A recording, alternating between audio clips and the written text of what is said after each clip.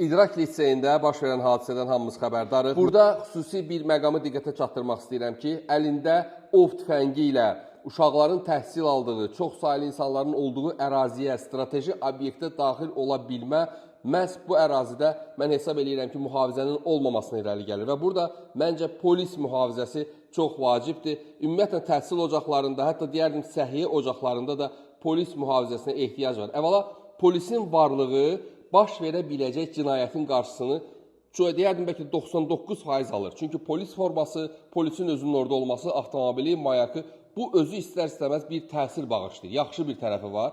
Orada baş verə biləcək hadisənin qarşısını alır. Amma psixoloji problemi olan, hansısa stresi yaşayan, tutaq uşaq olsun və ya da digər bir şəxs olsun, artıq silahla əraziyə girmək istəyəndə onun qarşısını daha peşəkar, silahdan istifadə etməyi bacaran, cinayətkarı zərərsizləşdirməyi bacaran şəxslər, polislər tərəfindən məhz zərərsizləşdirilə bilər. Ona görə məncə bu məsələni qaldırmaq lazımdır. Hesab edirəm ki, rəsmi orqanlar buna baxmalıdır.